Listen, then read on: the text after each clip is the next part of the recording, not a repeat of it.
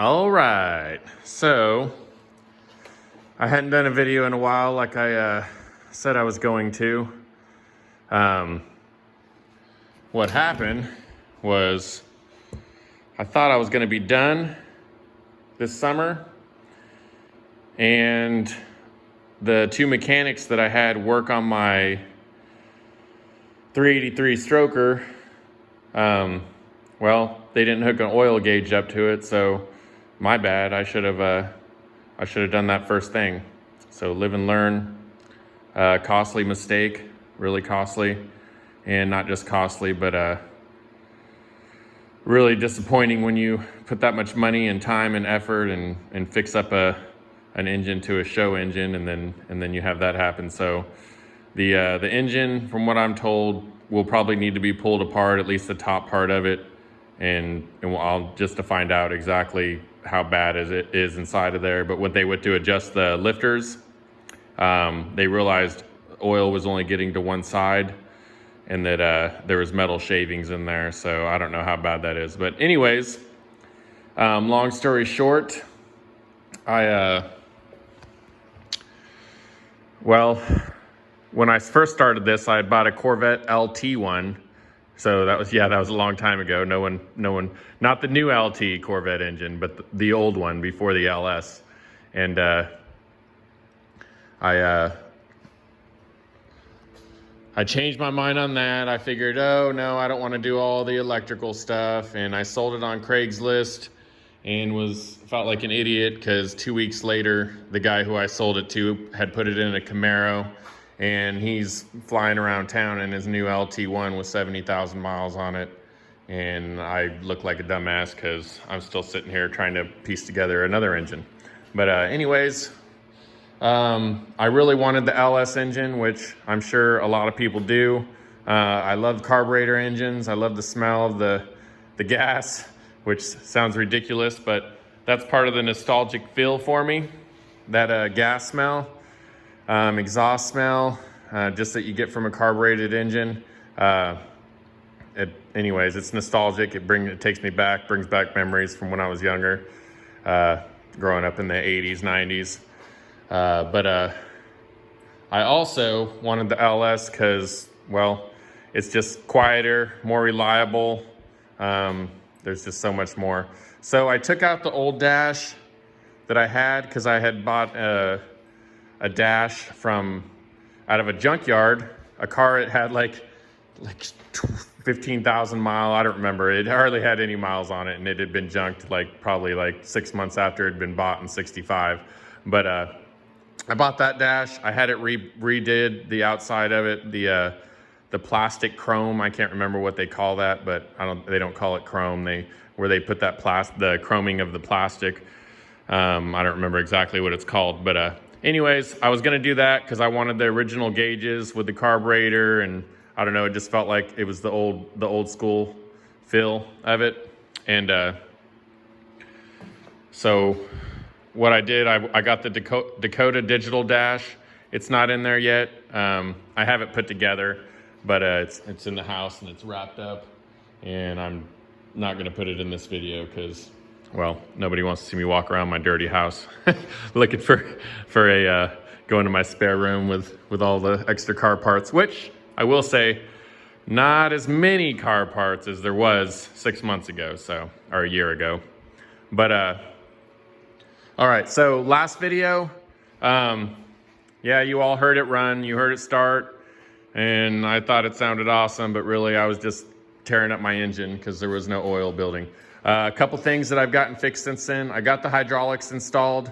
Unfortunately, I bought the old Zigzag, the Republic Zigzag slowdown valves because I wanted to intermix, because I bought three 8X valves, and I wanted to mix in that old school feel with like a new school hydraulic system.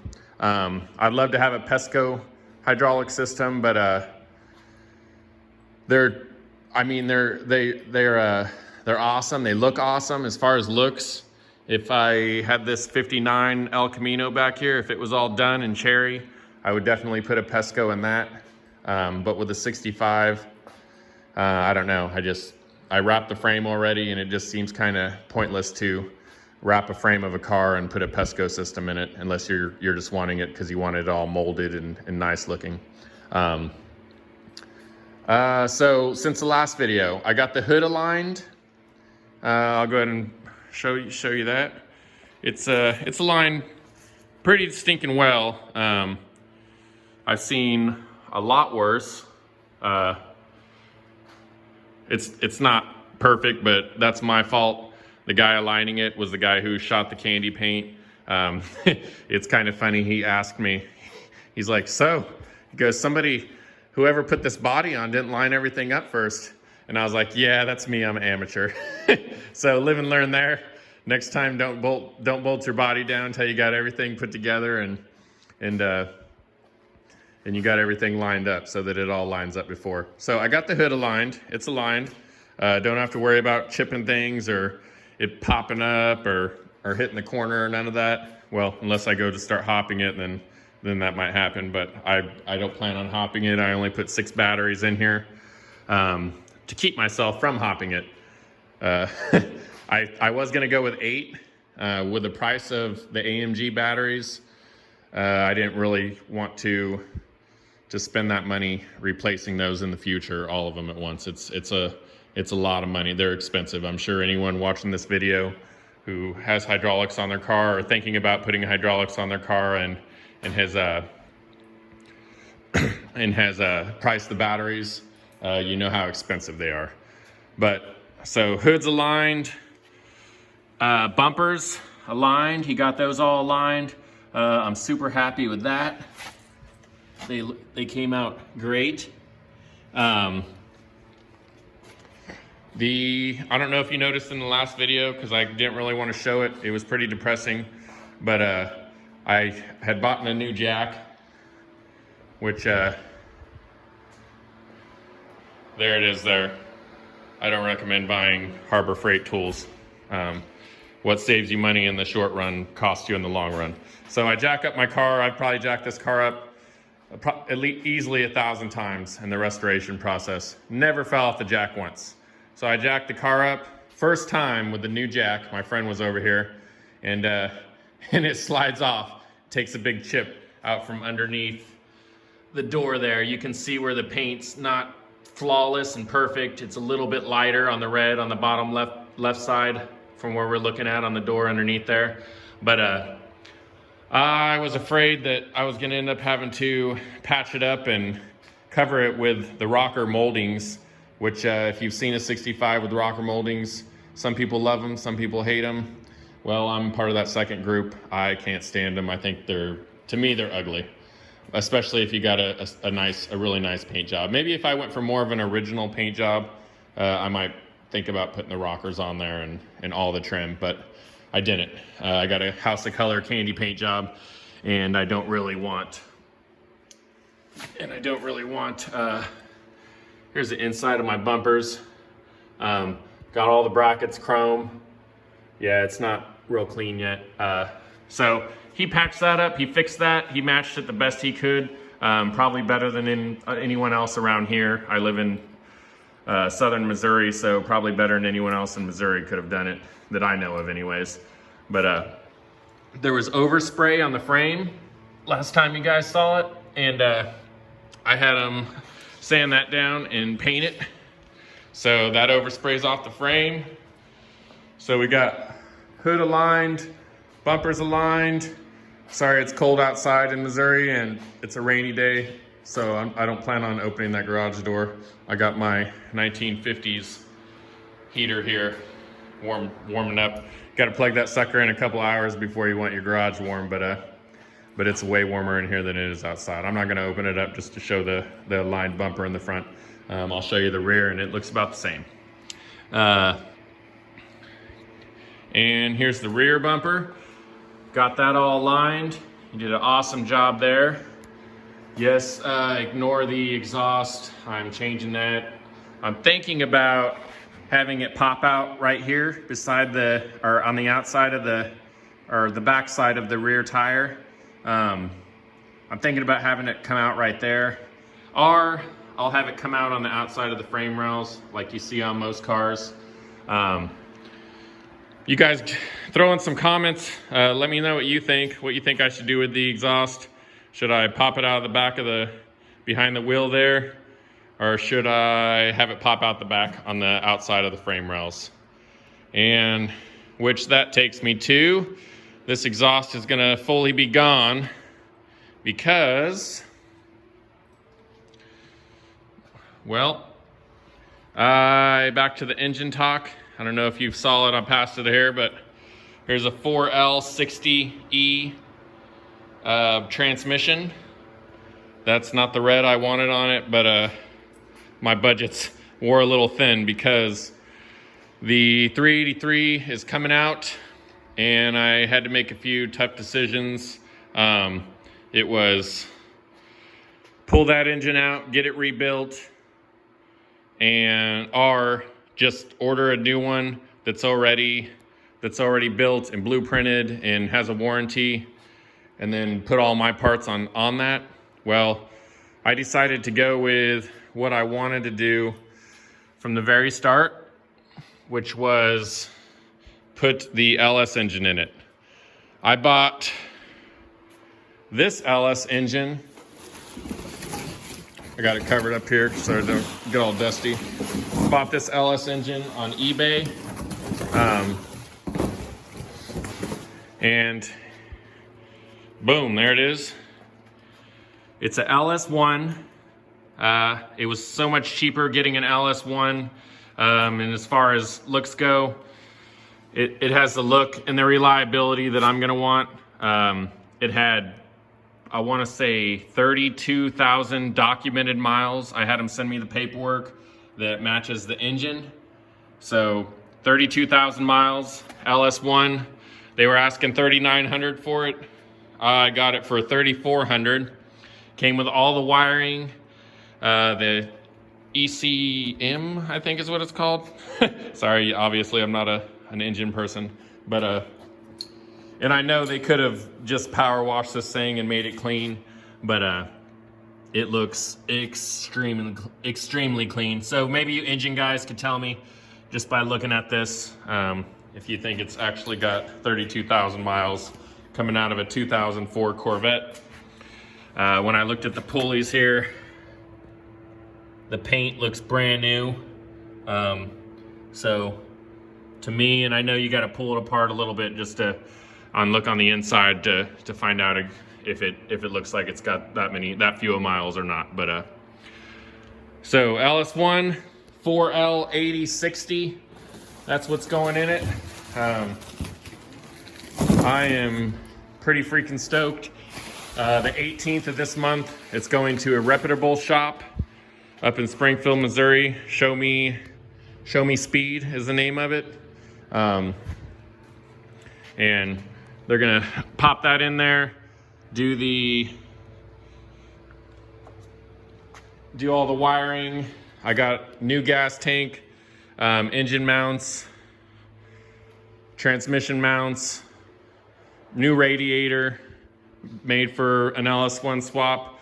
I'm actually waiting on the radiator. They're on back order, so I'm really hoping that those come in before they get to rolling. So the 18th of this month, I got 10 days.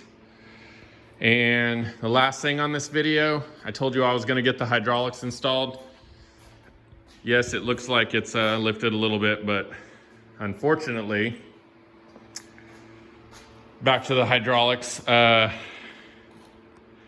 So the aircraft slowdown valves, the Republic zigzag slowdowns, I was told they were rebuilt and polished.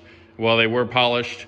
They started leaking out of the seams, so I pulled them apart, and the seals looked like someone had put the wrong side in there. So I think they rebuilt them, but I took them to a hydraulic shop, local one, and they measured them, and it looked like it was a little bit loose in the center, and so there was oil coming out of that.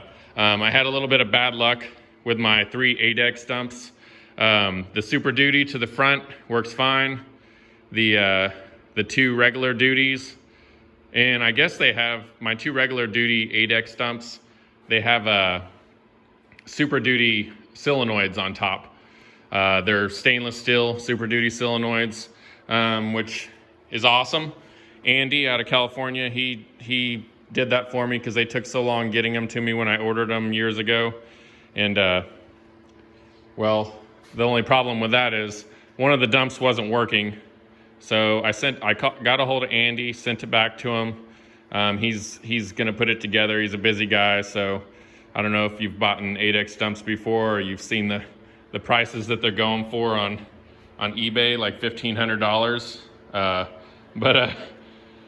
But he's a busy guy and sometimes the demand's a lot higher than the supply. I'll put it that way. Anywhere you look, you're gonna have a hard time finding an 8X dump. But it's sent to him and he's getting that fixed. It just wasn't letting the fluid out. So that'll be going. But good news, I do have the hydraulic system put in. My friend Brett, you can see the reflection there, just like I talked about in the last video.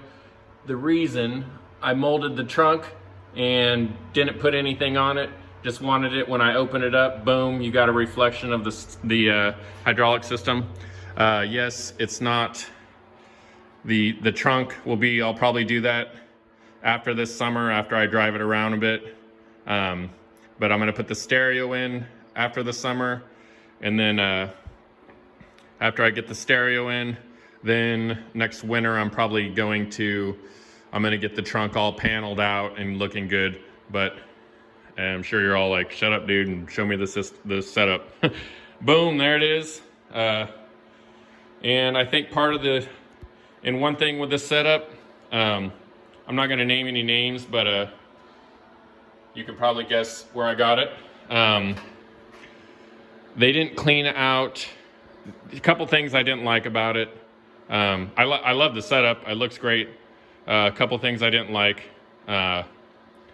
So they didn't clean out the blocks well after they machined them, and it got crap all in my setup. So what I'm doing today after I make this video is I got to pull all those apart and clean out the system, or the setup, and then and the system. Yeah, I guess it is the system. And then clean it all out, because on one side it already jacked up 2 pump heads. Speaking of pump heads, I asked for Mazzocchi pump heads in all 3.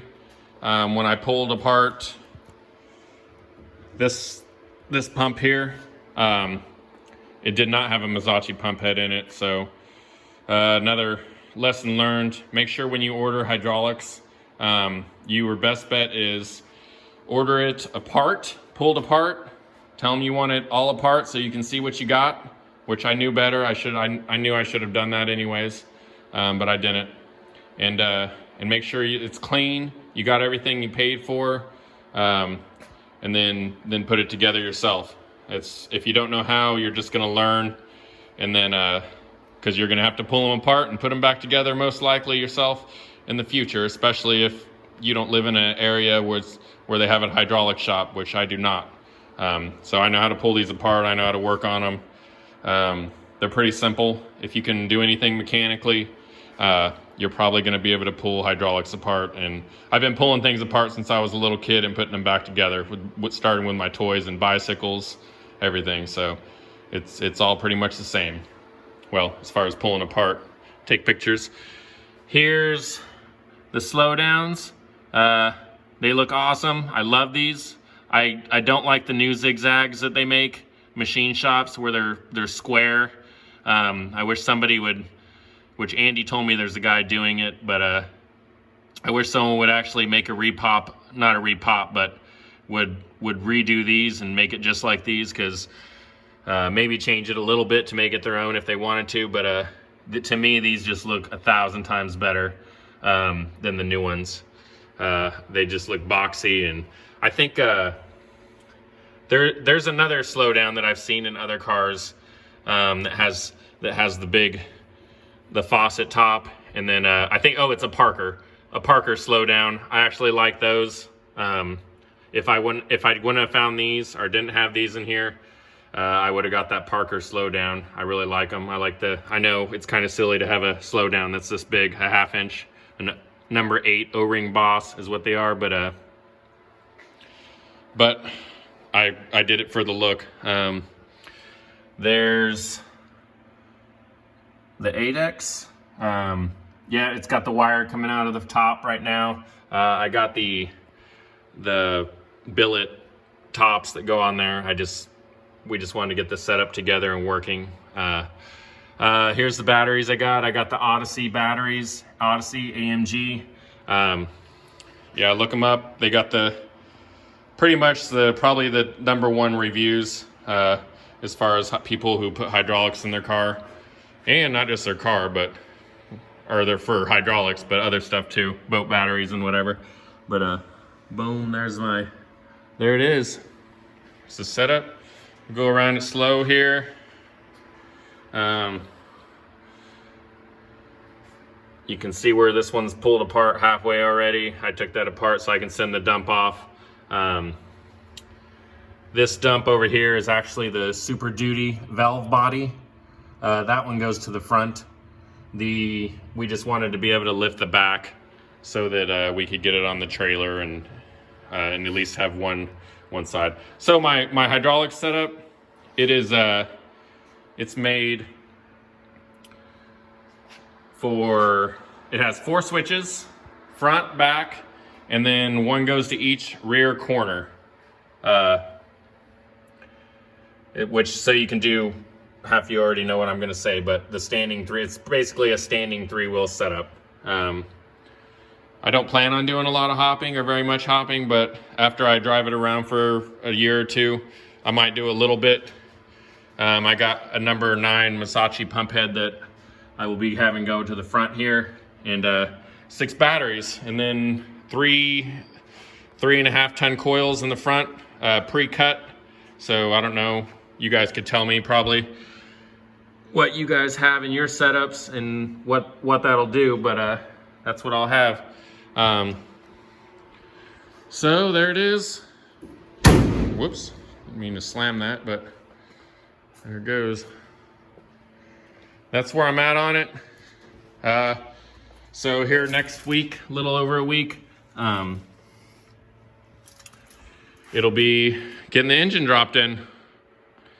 Anyways, I appreciate the patience on my build. For those of you who have watched more than one video, I probably should do more videos for more of the steps, but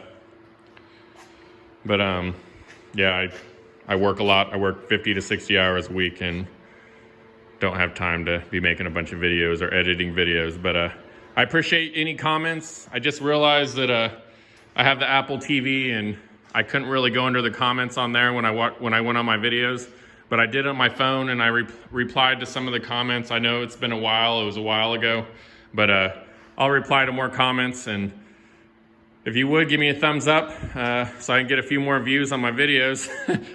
I don't have it set up where I get any money or anything. They don't get enough views for me to get any cash, but I do enjoy people watching the videos, and I watch a lot of videos online, and anyways, that's it. Hope you enjoyed it.